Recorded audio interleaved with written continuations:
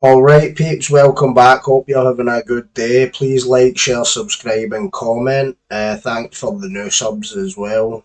Um, I thought I'd come on and make a wee video about this well-known Scottish case. It was a long-standing cold case for a long time, and it involves the murder of a 16-year-old girl in the 1980s in Scotland, in Greenock. Um, Nice wee town, to be honest. I've been up there a few times, staying with Ross, getting a laugh. Now, and I remember when I first started this channel, um, obviously being in prison with a lot of guys figuring up, some people reached out to me by email and stuff like that. And somebody was saying to me that I should make a video about the Elaine Doyle case. And for some reason, I don't know if I just got bogged down with other stuff or whatever. But I'm finally got around to it. And I remember when this guy was sentenced, I think I was still in prison at the time. It was like 2015 or something. Well, I was still in prison then. Uh, Absolute scumbag of an individual that could perpetrate an offence like this, if you don't mind me saying so. And I think this crime happened about 1986. So I would have been 4 years old at the time. So almost zero recollection at that time. But as I grew older, excuse me, I still have a cold. As I grew older and having an interest in true crime, stuff like that, you do realise that this is probably one of the most well known cold case cold case slash like kind of unsolved murders at that time. Now it's been solved, obviously the guy's in prison. When I was looking into the background of the case, I realised that this was just a poor lassie walking home for a night out. Um, Excuse me. It was a first night out it was a Celtic boys, but like know how the I can't mind if it's like a Celtic community club, whatever it is. It's like somewhere for like supporters and stuff to go. Excuse me, man. Honestly, it's cold. But the the whole cold hard facts of this case are that this poor lassie was just walking home, and in my opinion, from what I've read, now remember I'm no authority on this case, I'm not a cop, I'm not a detective, I just read between the lines, and I think that she was a victim of opportunity walking home, um, and was attacked by a male who was older than her. I believe he was in his early 20s, 22, 23 years old, and she was stripped, strangled, and killed, left in a lane where she was discovered the next day. And the fact that this was the first time her parents let her go out on her own, unsupervised to like a venue, for this to happen, this would be a parent's worst nightmare in any circumstance. But like, I couldn't imagine what those parents must have been going through, what that girl's family must have went through. Um, nobody deserves that. The only people that deserve this level of violence are the people who perpetrate it. You get what I'm saying? Um, and this had gone unsolved for like 28 years. And remember something, that there wasn't a lot of, there wasn't, right, obviously DNA was just coming as a forensic tool in 1986. That's when DNA was actually first used in a criminal case. I believe it was the Colin Pitchfork case. He'd murdered two girls in England in the 1980s. And it was due to in an unrelated incident where somebody was trying to prove or disprove parentage, and somebody, the University of Leicester, I think it was, came up with the idea, well, if we can use this to prove parentage, surely we can use this to prove or disprove an offender committed a crime. Now, I'm not sure if DNA was recovered at the scene of this offence, but I believe that for all intents and purposes it was labelled a sex crime, but no sex act had been committed. Now that's very interesting, because if this was a sex crime but no sex act had been committed, that tells me a lot about that individual's psychology. That tells me he's either, excuse me, that tells me he is either sexually aroused by strangling somebody to death, the power that affords him. So the strangulation and the power in effect becomes basically what turns him on, as dark as it sounds. Or, which I think even more sinister, he's aroused by the sight of a dead body, which to me is just fucking mind-blowingly disgusting and warped.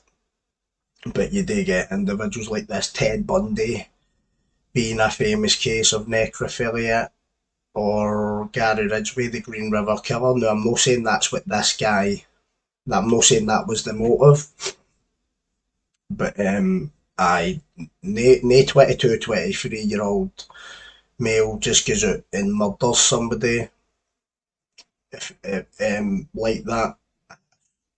No, I'm unsure if the victim was known to the offender. I'm unsure if even they knew each other, like just passing in the street.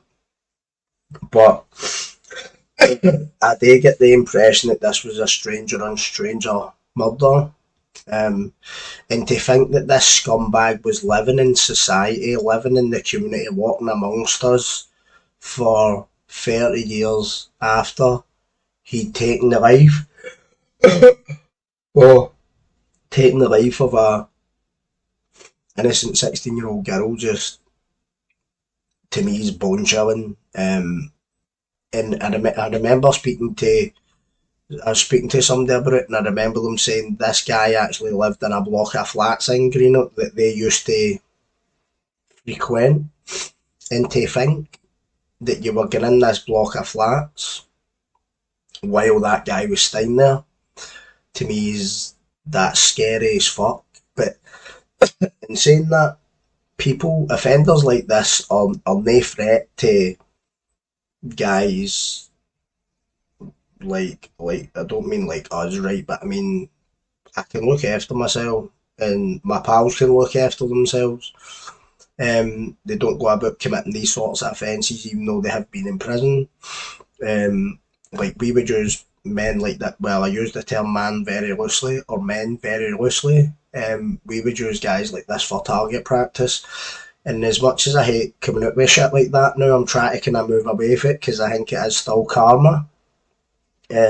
Like I could be creating bad karma for myself, but we reap what we sow in life, so maybe that's their karma. Do you know what I mean? But anyway, the the the individual, what was his name? John something, John Doherty. He joined the army, and then lived, by all intents and purposes, by all accounts, a quiet life, just a recluse, which was pretty scary, because he's been going to sleep every night knowing that he done this. And then imagine being, put yourself in this scumbag's shoes for a second, right? you're sitting watching the news and maybe he's got a girlfriend or he's married or whatever, and Crime Watch or something comes on, and this was a highly publicised case, and poor Elaine's photograph is coming up, and he's sitting there like quite nonchalant, like, know what I mean? It's frightening. And what's frightening as well is like this lassie was just walking home one night. She was yards, let's say 50 yards from her front door. So close yet so far for safety, you know. It's sad and it's really tragic. And she wasn't what law enforcement call a high risk victim. A high risk victim would be somebody who, say, engages in selling drugs, engages with prostitution, criminal element, lives on the wrong side of the law. So that makes them at high risk of violence, of death, whatever. She's just a 16-year-old lassie with her whole life ahead of her. She had a, I think it was a part-time job she had in a jeweller's. She had a stable family home. Both parents, I believe she had an older sibling. Excuse me. So, just, I would say, a typical working class Scottish family.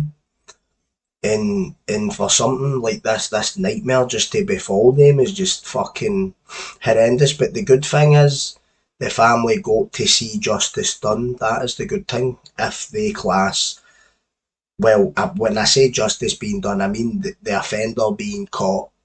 Sometimes, I know it's easy for me to say, but if this was my child, a life sentence isn't justice to me. That's punishment. You know what I'm talking about? It's punishment. But I want to kind of pull up some of the media stuff and just to kind of go over it. So here we have, so 17th of June 2014, excuse me, it's 2014, sorry, I said 2015, so 17th of June 2014, Elaine Doyle murder, John Docherty, guilty of 1986 killing. Look at him, wee fucking specky dweeb, turn his glasses into contacts, man. So we're talking 2014, right? I was in Lomoss prison at the time. So a former soldier has been convicted of murdering 16-year-old Elaine Doyle in Greenock in 1986. John Docherty, 49, from Dunoon, Argyll, had denied strangling the teenager whose naked body was found yards from her home in the Inverclyde town. So he's went to court and pled not guilty. Oh geez, look. During the trial, the court heard in Edinburgh how Docherty's DNA was found on Elaine's body. Scumbag. The sentence was deferred until August, when Docherty will find out the minimum he will have to serve of a life term. Jeez, man. So this is the lane where poor Elaine was found. So following the verdict, Elaine's mother Maureen said the pain doesn't go away, but the family took comfort that they now have justice for Elaine. God bless them, man. She thanked all the police who had worked on the inquiry since 1986, Prosecutor John Scullion and Lord Advocate Frank Mulholland. She said Mr Mulholland had shown her late husband Jack kindness when they met 3 years ago and had followed the progress of the inquiry since 1986. Mrs Doyle added, the people of Inverclyde who have lived this nightmare with us for the last 28 years and have always supported our family.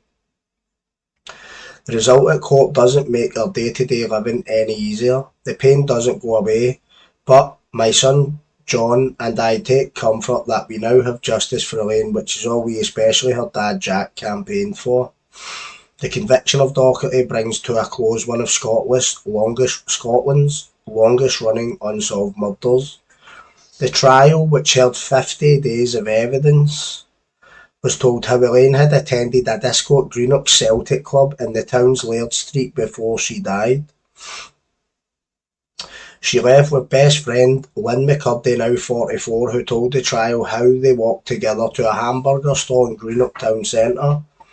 Around midnight, they went their separate ways, with Elaine beginning to walk home, turning down the offer of a lift with another friend's brother. Mrs. McCurdy said her last words to Elaine were, "Okay, I will see you tomorrow." The court heard how the naked body of the teenager was found in a lane just yards from her home in Ardgowan Street on 2nd of June 1986. She had been strangled. Forensic scientist Pauline McSorley told the trial that she had tested DNA that was found in Elaine's body and clothing. She said tiny traces matched the DNA of police, forensic scientists, and a member of the laboratory staff. Jesus Christ, man. Contamination, man. Fucking hell. But two results could not be accounted for until Mr. Doherty volunteered a sample of his DNA in May 2012, you fucking idiot, and gave another sample on March last year when he was arrested and charged with the murder.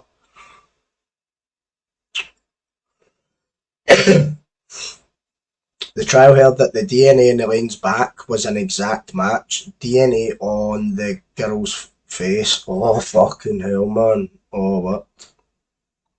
Scumbag, man. Mrs. McSorley said it was 560,000. I was nearly struggling to read that out there. 560,000 times more likely it came from the accused than any other unrelated male.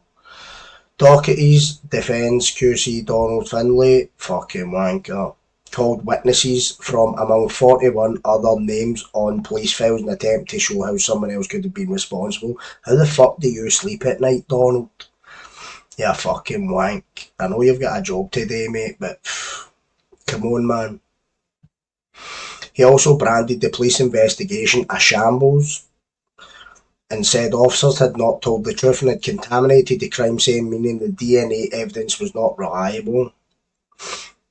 The 8 women and 7 men of the jury did not believe Doherty's defence, however, and convicted him of murder. Judge Lord Stewart deferred sentencing Doherty until August for reports. He will impose a mandatory life sentence for murder and tell Doherty the minimum time he must serve before being eligible for parole. And the rest is just the kind of the post conviction statement by the police. But I want to try and see how long that he was sentenced to. Give me 2 seconds. Right, so 21 years ago, so just it's a lot of the same kind of stuff that I've just read. So here, Doherty's behind bars after police took 4,500 witness statements and 722 DNA samples and carried out 2,500 door-to-door inquiries. He was put there by 2 pieces of evidence which detectives initially did not realise they had. The breakthrough came 25 years after Doherty pounced on Elaine, stripped her and strangled her.